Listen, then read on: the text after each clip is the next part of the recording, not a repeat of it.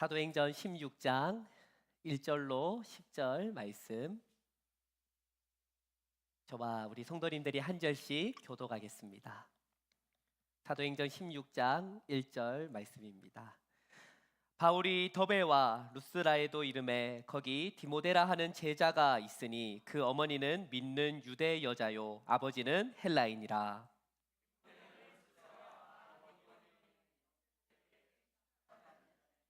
바울이 그를 데리고 떠나고자 할새 그 지역에 있는 유대인들로 말미암아 그를 데려다가 할례를 행하니 이는 그 사람들이 그의 아버지는 헬라인인 줄 다 알미러라.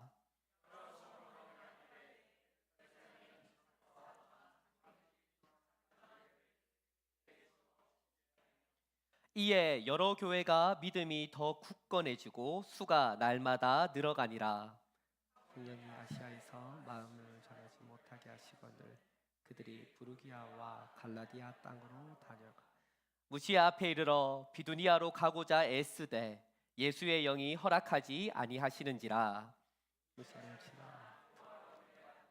밤에 환상이 바울에게 보이니 마게도냐 사람 하나가 서서 그에게 청하여 이르되 마게도냐로 건너와서 우리를 도우라 하거늘 바울이 그 환상을 보았을 때 우리가 곧 마게도냐로 떠나기를 힘쓰니 이는 하나님이 저 사람들에게 복음을 전하라고 우리를 부르신 줄로 인정함이러라. 아멘. 이번 주일에는 사명을 감당하는 것이 얼마나 중요한지에 대한 그 중요성과 의의를 살펴보면서 하나님께서 우리를 각자 사명자로 불러주셨는데 우리는 어떻게 무엇을 해야 하는가에 대해 고민해 봤습니다. 오늘 수요 예배는 본문의 말씀을 통해 조금 더 구체적으로 사명을 감당할 때에 우리는 어떻게 어떤 모습으로 또 어떤 마음가짐으로 그 사명을 감당하는지에 대해서 인간의 계획을 초월하는 그 사명을 우리가 오늘 말씀을 통해 함께 나누기를 소망합니다. 여러분들의 MBTI는 무엇입니까? 요즘 젊은 친구들이 처음 만난 사람들에게 제일 먼저 물어보는 질문이 바로 당신의 MBTI가 뭐냐라고 물어보는 것입니다. 아마 MBTI라는 걸 처음 들으시는 우리 성도님들도 계실 수 있을 것 같은데요. 성격의 유형을 16가지로 나눈 심리 성격 테스트입니다. 그래서 당신의 MBTI가 뭡니까? 라고 하면은 나는 뭐 INTJ입니다. 뭐 나는 ES 뭐 FJ입니다. 이런 식으로 이야기를 하는 거죠. 그러면서 그 사람의 성향과 성격 또 행동 방식을 보다 쉽게 이해하기 위해서 제일 먼저 만나자마자 MBTI를 물어봅니다. 인간의 심리와 행동을 이해하는 좋은 방법이 될 수는 있지만 그 한 사람의 어떠함을 너무 쉽게 단순히 판단하는 것이 조금은 아쉽습니다. 그렇지만 여러분 해본 사람은 알 거예요. 굉장히 재밌습니다. 하면은 너무너무 신기하면서 참 재미가 있어요. 저와 아내는 거의 대부분 성격이 다르게 나타납니다. 저는 굉장히 외향적인 성격이 나타나는 반면에 아내는 내향적인 성격이 나타납니다. 어떤 정보를 인식하는 거에 있어서는 저는 보다 좀 거시적으로 크게 본다면 아내는 굉장히 세부적이고 섬세한 정보를 인식하지요. 아내가 차가운 T, 그러니까 조금 더 이성적이고 논리적이고 합리적인 걸 좋아한다면 저는 굉장히 따뜻한 마음을 가진 F, 감성적인 유형을 가지고 있습니다. 아니 이렇게 다른데 어떻게 부부가 한 집에서 살 수 있냐라고 물으신다면 다행히 마지막 하나가 같아요.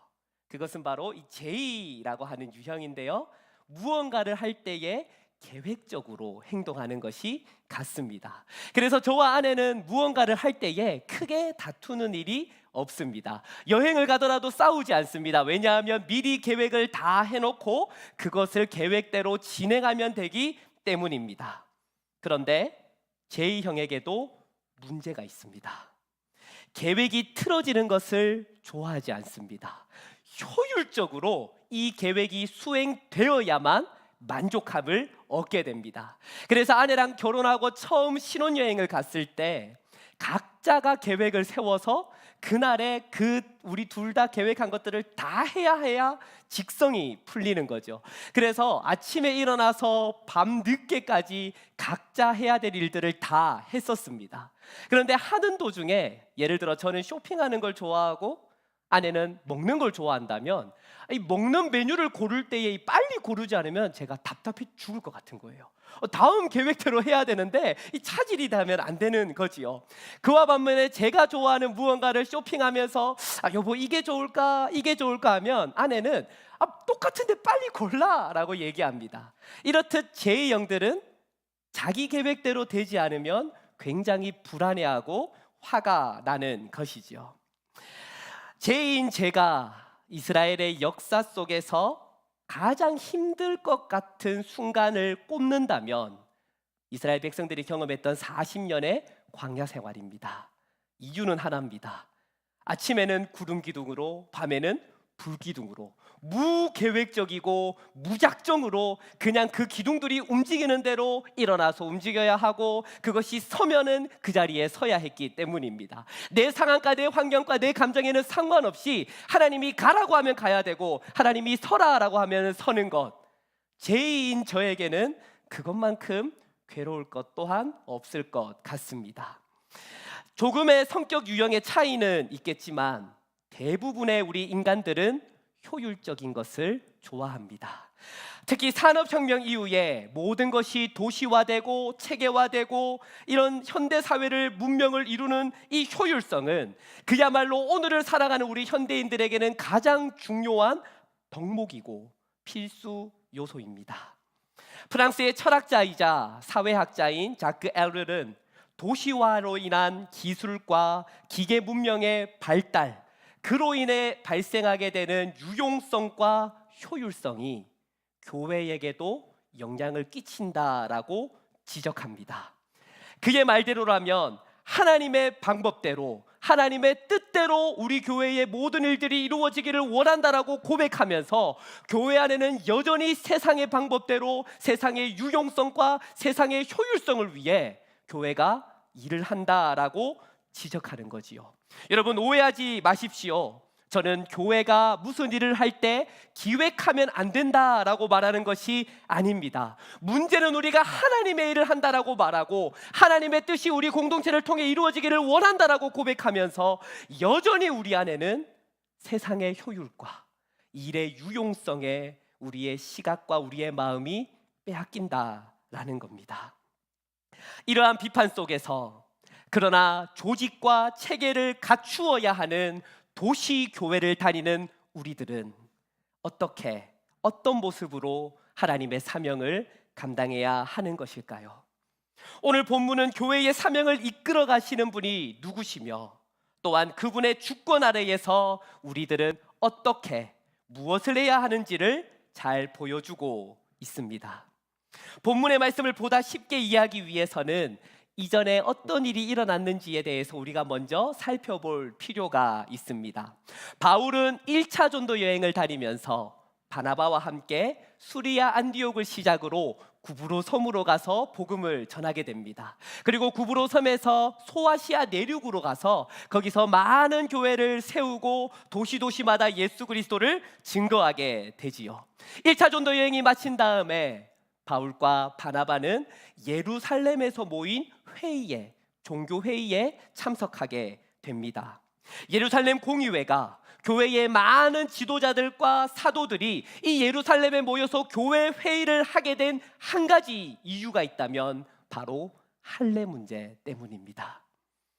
여러 이방 도시에 교회가 세워졌고 그럼에도 거기에 있는 유대인 크리스찬들이 그 교회에 가서 할례를 받고 율법을 지켜야만 구원을 얻을 수 있다라고 얘기한 이 문제가 예루살렘 공의회를 소집하게 된 이유가 된 것입니다. 구원에 있어서 유대교 그리스도인과 헬라파 그리스도인 사이에 갈등이 생긴 것입니다. 유대인들의 회당에서 예배를 드릴 때에 이 회당 한가운데 들어가서 예배를 드릴 수 있는 사람들은 바로 이스라엘 사람들입니다. 그들은 유대인 혈통을 가지고 할례를 받고 율법을 지킨 사람들만이 회당에서 예배를 드릴 때 한가운데의 자리에서 예배를 드릴 수 있었습니다. 그런데 헬라인들이, 이방인들이 할례는 받지 않았지만 하나님을 알고 하나님을 믿고 하나님을 두려워하는 사람들, 바울은 이 사람들을 향해 하나님을 경외하는 자들이라고 이야기하는데요, 이들은 예배할 때에 회당 모퉁이에 서서 그 예배를 바라볼 수밖에 없었습니다. 그들이 자연스럽게 교회로 흡수하게 되었고, 할례는 하나님의 백성이 되는 중요한 종교 의식이었기 때문에 교회 안에서 할례를 통해 구원을 얻을 수 있느냐 없느냐의 문제는 매우 중요한 문제였습니다. 그 문제를 중재하기 위해 베드로가 일어나서 먼저 이야기합니다. 우리가 알다시피 사도행전에서 베드로가 고넬료 가정에서 내가 복음을 증거하고 그들을 위해 기도했을 때에 성령이 임재했고 그 이방인들도 방언으로 기도했다라고 이야기를 합니다. 곧이어 바울과 바나바가 그 자리에서 일어서서 1차 전도 여행 때 하나님께서 하신 여러 성령의 역사를 보고하게 됩니다. 그 말을 들은 후 예루살렘 공의회는 공식적인 선언문을 작성합니다. 그것을 편지로 써서 모든 교회들에게 뿌리고 모든 성도들이 이 예루살렘 공의회의 결정을 알게 합니다. 사도행전 15장 28절에서 29절은 이 예루살렘 공의회가 내린 결정에 대해 말씀해주고 있습니다. 우리 한 목소리로 한번 읽어보겠습니다. 시작. 성령과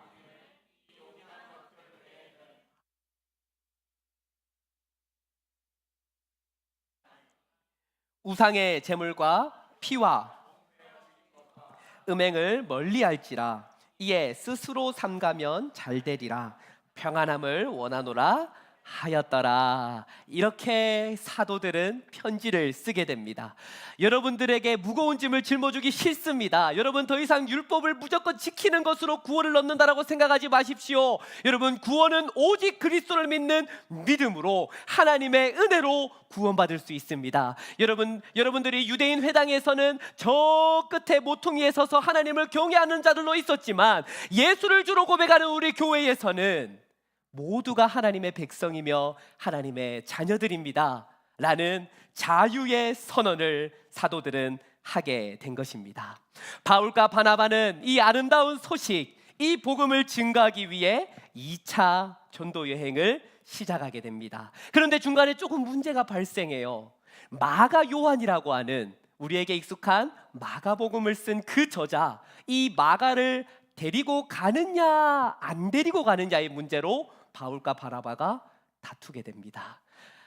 바나바는 그의 생질인 마가를 데리고 구브로로 떠나게 되고요, 바울은 실라를 데리고 소아시아 내륙을 향해 2차 전도 여행을 떠나게 됩니다. 그리고 바울은 오늘 본문에서 자신의 동역자이자 영적 아들인 디모데를 만나게 됩니다. 그는 루스드라 교회의 신실한 주님의 제자였습니다. 여러분, 루스드라는 1차 전도 여행 때 바울이 전심을 다해 복음을 증거했던 도시였습니다. 오죽했으면 바울이 그렇게 열심히 복음을 증거했기 때문에 유대인들로부터 돌에 맞아 죽은 줄 알고 내던졌던 곳이 바로 루스드라였습니다. 바울이 그렇게 눈물과 피로 교회를 위해 섬기고 복음을 증거했던 그 열매가 바로 디모데라고 하는 영적 아들을 낳게 된 것입니다. 이제 바울은 디모데와 함께 전도 여행을 떠나게 됩니다.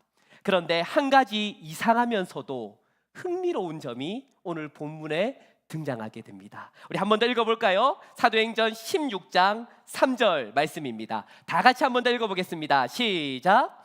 바울이 떠나고자 할새 그 지역에 있는 유대인으로 말미암아 그를 데려다가 할례를 행하니 이는 그 사람들이 그의 아버지는 헬라인인 줄 다 알미러라. 아멘. 여러분, 지금 바울과 실라가 전도 여행을 떠난 이유가 무엇입니까? 제가 무엇을 위해 이 전도 여행을 떠났다라고 말씀드렸습니까? 지금 바울과 실라 손에 있는 편지의 내용이 무엇입니까?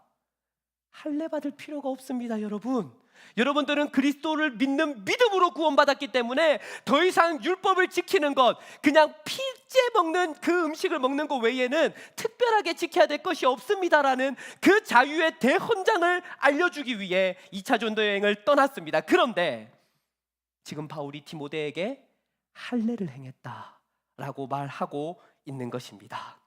바울이 디모데에게 할례를 행한 이유가 무엇일까요?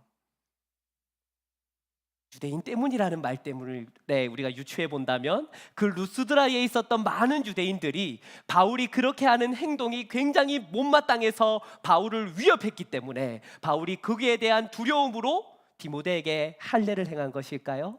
아니면은 오늘 본문 말씀에 우리가 읽었던 말씀에서 디모데의 아버지가 헬라인이었기 때문에 이 헬라인 아버지의 극심한 반대에 대한 일종의 반항심으로 이 아들은 헬라인이 아니라 유대인입니다 라는 것을 보여주기 위해 할례를 행한 것일까요? 우리는 그 충분한 이유가 무엇인지 알 수 없습니다. 그렇지만 바울은 유대인들의 저항이나 위협 때문에 할례를 행한 것은 분명히 아닐 것입니다. 그런 거라면 바울은 디도에게도 할례를 행해야 했습니다. 그런데 갈라디아서에 보면은 디도에게는 할례를 행하지 않았다라고 말씀합니다. 왜냐하면 디도의 부모님은 모두가 헬라인이었기 때문입니다. 그런데 디모데의 경우는 어머니가 유대인이었어요. 여러분, 이 유대의 문화에서 어머니의 모계가 유대인이면 그 아들은 유대인의 혈통을 따르게 되어 있습니다. 따라서 디모데의 경우에는 비록 그의 아버지가 헬라인이고 그 이름 또한 헬라 이름을 쓰고 있지만 혈통은 유대인이라는 것을 인정받을 수 있다라는 거지요. 그렇기 때문에 바울은 디모데를 할례시킨 겁니다. 디모데와 바울이 유대인 회당에서 복음을 증거할 때에 이 유대인 회당 한가운데 들어가서 담대하게 복음을 전하려면 디모데는 할례를 받아야만 했기 때문이지요. 바울이 이렇게 행한 것은 인간의 눈치와 유익 때문이 아닙니다. 바울이 디모데에게 할례를 행한 이유는 오직 하나입니다. 복음을 더 효율적으로 잘 전하기 위함입니다. 바울은 지금 디모데에게 복음을 잘 전하기 위해 효율적으로 하나님의 복음을 증거하고 교회를 세우기 위해 할례를 행했단 말입니다. 이런 모습만 보더라도 바울이 얼마나 열정적으로 복음을 증거했는지 우리는 잘 알 수 있습니다.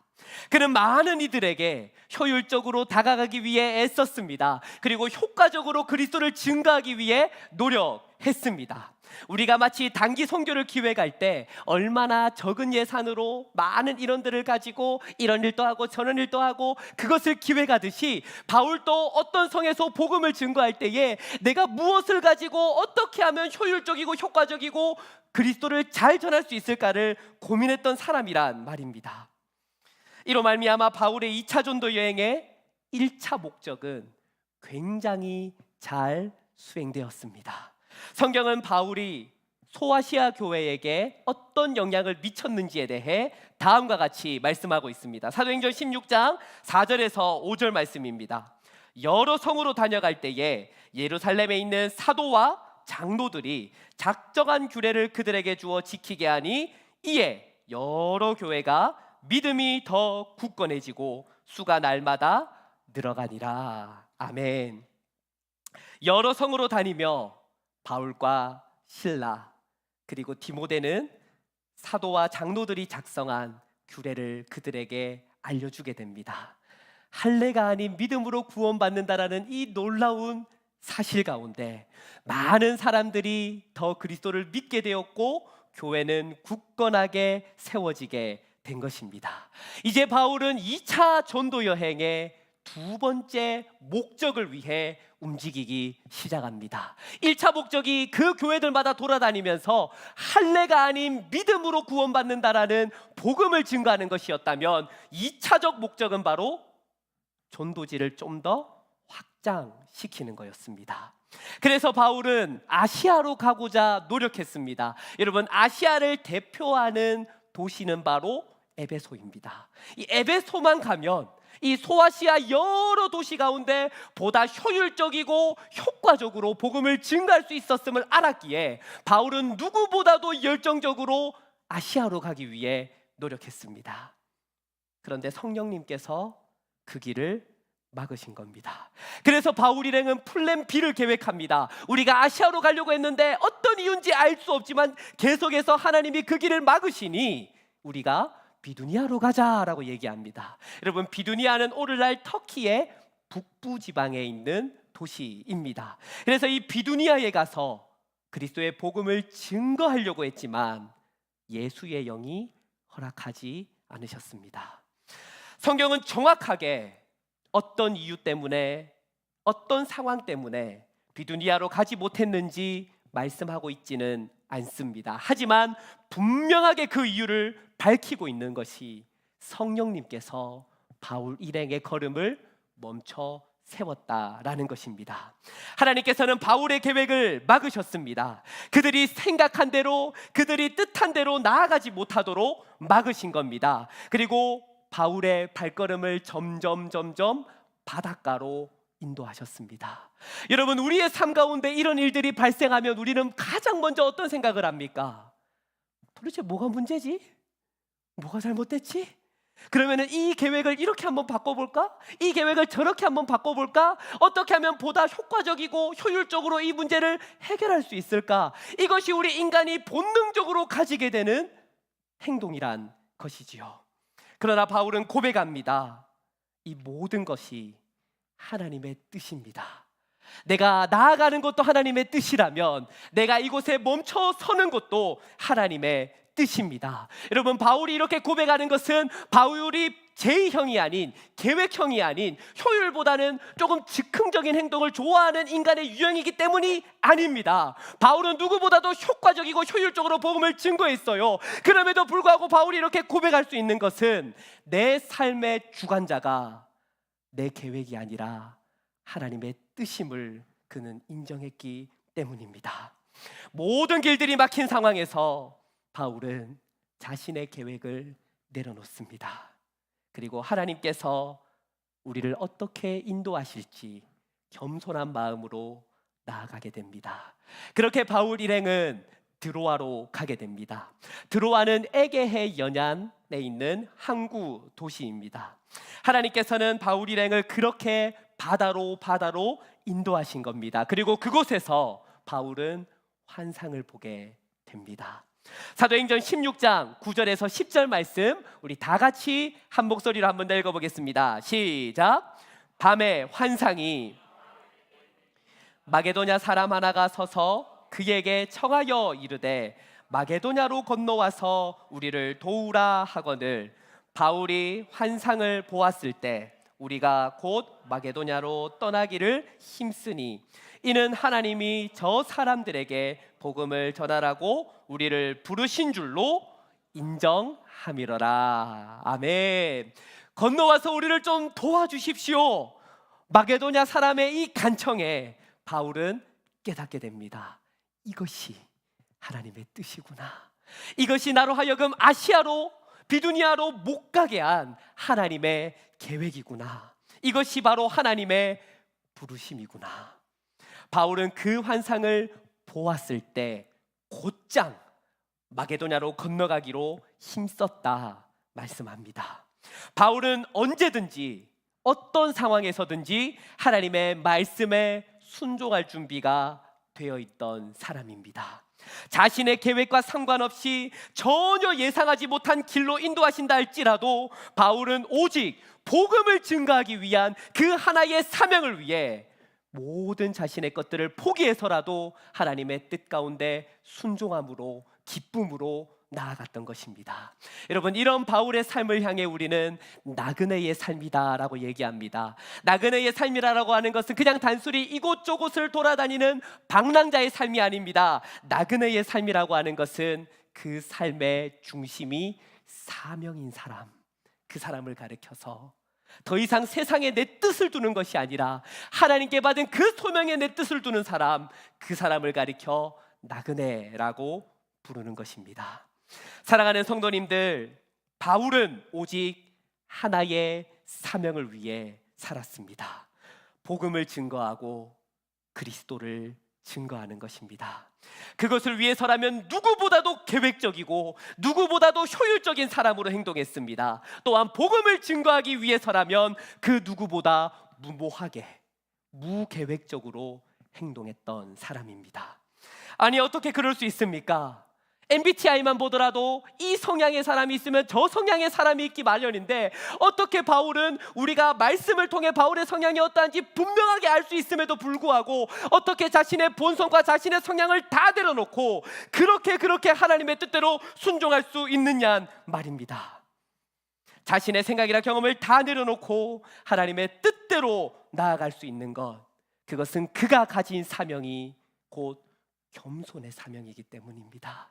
그가 가진 사명은 이 사명을 통해 내 이름이 증거되고 바울이라는 이름과 바울이라는 교회를 세우기 위함이 아니라 오직 예수 그리스도만 드러나며 주님의 영광만 드러나며 주님의 교회를 세우기 위함, 이 겸손한 사명이 바울로 하여금 자신의 모든 것을 포기하게 만든 것입니다.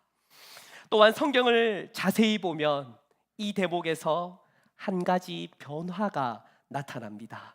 그것은 바로 인칭 대명사의 변화입니다. 이전까지 바울이 어떠했는지 1차 전도 여행과 2차 전도 여행 앞부분을 보면 바울을 향해 3인칭으로 사용되고 있습니다. 그런데 이 지점부터 어떻게 변합니까? 우리라고 변합니다. 많은 성경학자들이 이 드로아에서 누가가 합류해서 네 사람이 함께 선교했다라고 보고 있는 것입니다. 하나님께서 이 길을 막으시고 저 길을 막으시고 전혀 예상하지 않은 방향으로 바울 일행을 인도하셨던 또 다른 이유 중에 하나가 누가를 만나기 위함인 것입니다. 누가는 그렇게 바울과 함께 돌아다니며 바울의 건강을 체크하는 주치의가 되었고 바울의 일거수일투족을 모두 기록하며 사도행전을 우리에게 소개하고 있습니다. 우리는 이 사도행전을 통해 하나님께서 교회를 통해 행하시는 놀라운 역사를 경험할 수 있는 것입니다. 우리는 하나님의 예정과 하나님의 섭리와 하나님의 영원한 작정을 믿는 사람들입니다. 여러분, 예정론이라고 하는 것은 단순한 운명론이 아닙니다. 예정론이라고 하는 것은 신앙 고백적인 고백입니다. 하나님의 선하신 주권, 그 주권을 온전히 믿고 하나님께서 나를 언제나 어떤 상황에서도 선한 길로 인도하신다라는 그 고백적 선언이 바로 예정이란 말입니다. 우리의 삶에서 하나님의 계획대로 잘 되어가는 것 또한 하나님의 뜻이고, 우리의 삶에서 우리의 생각대로 진행되지 않는 그때에도 우리는 인간의 방법과 인간의 생각을 내려놓고 하나님의 선하신 주권, 그 은혜를 간구하는 겸손을 배워야 하는 것입니다. 우리가 이렇게 겸손한 믿음으로 나아갈 수 있는 것은 주님께서 주신 사명이 우리의 삶 가운데 충만하기 때문입니다. 바울의 고백대로 살든지 죽든지 그리스도의 영광을 위해, 그리스도의 복음을 위해, 그리스도의 사랑을 증거하는 그 사명으로 우리 한 사람 한 사람의 삶이 충만해질 때에 우리는 그 사명을 위해 기쁨으로 헌신할 수 있는 것입니다. 나의 자아를 내려놓고 나의 경험과 생각을 내려놓고 오직 하나님의 뜻이 나타나기를 간구할 수 있는 것입니다. 여러분, 교회는 이런 사명의 공동체입니다. 겸손한 사명의 공동체입니다. 그래서 교회는 효율적인 것을 생각하지 않습니다. 우리가 실용적인 것들, 효율적인 것들을 생각한다면 우리가 바라보기에 교회라는 공동체는요, 세상에서 무조건 실패할 수밖에 없는 모임입니다. 세상의 실용주의 앞에서 교회만큼 실패를 반복하는 공동체도 없을 것입니다. 그러나 우리는 그렇게 되고 있음을 알고 있음에도 불구하고 우리는 하나님의 사명을 감당해 나갑니다. 섬기고 아무 이유 없이 봉사하고 우리의 그 바쁜 시간을 쪼개서 선교하러 나가고 전도하러 나가고 봉사하러 나갑니다. 그렇게 우리의 모습을 보면은 그 실용주의를 믿는 사람들은 우리에게 이렇게 질문할 것입니다. 도대체 그거 왜 합니까? 이거 하면 뭐가 달라집니까? 아니, 요즘 같은 세상에 전도하면 사람들이 교회 찾아옵니까? 라고 사람들은 우리에게 물어볼 것입니다. 양로원 봉사 열심히 하면 감사패라도 여러분들에게 줍니까? 라고 물어볼 것입니다. 멀리 나가서 선교하면 그 선교지에서 여러분들을 위해 뭔가를 해줍니까? 라고 물어볼 것입니다. 이것이 실용주의의 관점입니다. 이것이 세상이 움직이는 관점입니다. 그런 것 하나 없어도 그럼에도 불구하고 교회는 그 일을 감당합니다. 왜냐하면 교회는 사역을 통해 좋은 결과를 만들기 위해서가 아니라 그게 그저 해야 하는 사명이기 때문에, 주님이 해라고 말씀하셨기 때문에 교회는 세상이 보기에는 미련한 것처럼 보이지만 우리는 그 섬김의 사역을 통해 하나님의 능력이 나타나는 것임을 알기에 끝까지 믿음으로 나아갑니다. 그래서 교회 사역은 기능적이지 않습니다. 효율적이지 않습니다. 그래서 약간 저 같은 사람들은 조금 답답할 때도 있어요. 그렇지만 저는 그런 저의 마음과 저의 생각을 누르려고 노력합니다. 여러분, 창세기를 보면요, 세상의 족보와 하나님의 족보가 나옵니다. 우리가 이 족보를 통해서 세상의 관점과 하나님의 관점이 어떠한지를 알 수 있습니다. 여러분, 창세기 초반에 나오는 세상의 족보, 바로 가인의 족보입니다. 가인의 족보를 보면 엄청납니다. 유발이 나타나고 야발이 나타나고 두발 가인이 나타나서 총소를 만들고 재금을 만들고 음악을 향유합니다. 그리고 구리로 아주 정교한 것들을 만들어냅니다. 우리가 보기엔 너무너무 대단한 일을 했습니다. 그렇게 성경은 세상의 관점으로 세상의 족보를 말합니다. 무엇입니까? 그들은 굉장히 기능적으로 뛰어났다. 그런데 셋의 족보를 얘기할 때는요, 별 것 없어요. 그런데 가인의 족보에서 얘기하지 않는 한 가지를 언제나 얘기하고 있습니다. 그가 태어나 몇 살에 죽었다. 몇 살에 누구를 낳고 몇 살에 죽었다. 그가 세상에서 무엇을 남겼는가가 초점이 아니라 그 인격과 그 역사가 어떠했는지를 우리에게 말씀합니다. 저는 여러분, 하나님의 관점이 이것이라고 생각합니다. 우리가 교회에서 사역을 할 때 누구보다도 계획적이고 누구보다도 효율적으로 그 일을 해야 합니다. 그럼에도 여러분 꼭 기억하십시오. 하나님의 일들은 기능적이 아니라 우리 인간 안에서 우리를 통해, 우리의 인격을 통해 이루어지는 줄 믿습니다. 사명은 우리의 본성과 감정과 경험과 생각과 의지가 하나님을 향하는 것입니다. 따라서 사명은 어떤 일의 결과나 과정만을 얘기하는 것이 아니라 정말로 우리가 전적으로 하나님의 일을 한다라고 고백하는 것처럼 우리의 삶 가운데 하나님의 인품이 드러나고 있으며 하나님의 시각으로 서로를 바라보고 있으며 하나님의 뜻대로 이 교회가 하나님의 일들을 하고 있는가, 그것이 하나님의 일을 감당하는 교회가 생각해야 할 그것이란 말입니다. 우리의 삶이 온전히 하나님을 향하고 있는 그 사명으로 우리가 충만하게 하나님과의 깊은 관계를 경험하며 믿음으로 나아갈 때에 하나님께서는 작고 보잘것없어 보이는 우리의 삶이지만 각자의 삶에 아름다운 사명의 열매를 맺어주실 줄 믿습니다. 그 믿음으로 나아갈 때 상황이 우리를 지배할 수 없습니다. 세상의 방법이 우리를 주관할 수 없습니다. 오직 하나님의 뜻만이 우리를 나아가게 하고 우리를 멈춰서게 합니다. 사랑하는 성도님들, 우리가 사도행전을 보면요, 수많은 사람들이 각자의 사명을 충실하게 감당하는 것을 보게 됩니다. 그렇지만 우리는 그 사람들을 통해 일하시는 하나님을 볼 줄 알아야 합니다. 여러분, 바울이 잘 준비돼서 하나님께 사용된 것 같습니까? 제가 생각하기에는 아닙니다. 바울은 누구보다도 잘 준비된 사람인 건 맞습니다. 그는 가말리엘 문화생으로 유대의 역사를 잘 이해한 사람이었고, 그는 로마 시민권자로 이방인들에게 효율적으로 복음을 전할 수 있는 자격이 있던 사람입니다. 그런데 여러분, 우리가 생각해보면 스데반도 그에 못지않게 그런 능력을 갖춘 사람이었습니다. 그 이름에서 알 수 있듯이 스데반도 헬라인이었고요, 성경에 많은 설교가 등장하지만 그 누구의 설교보다 논리적이고 체계적이고 기독론적이고 구속사적으로 그리스도를 설명한 설교는 스데반 집사님의 설교였습니다. 그가 하나님께 더 효율적으로 사용될 수 있었지만 하나님께서는 스데반 집사님의 걸음을 그곳에 멈춰 세우시고 바울을 준비시키어 이방인의 사도로 세우신 겁니다. 하나님의 일은 세상 안에서 우리를 통해 이루어지지만 반드시 우리를 필요로 하시지는 않습니다. 왜냐하면 하나님의 능력과 은혜의 그 충만함 가운데 반드시 우리가 필요한 것은 아니기 때문입니다. 우리는 그저 하나님의 그 은혜 안에서 사용되기를 바랄 뿐입니다.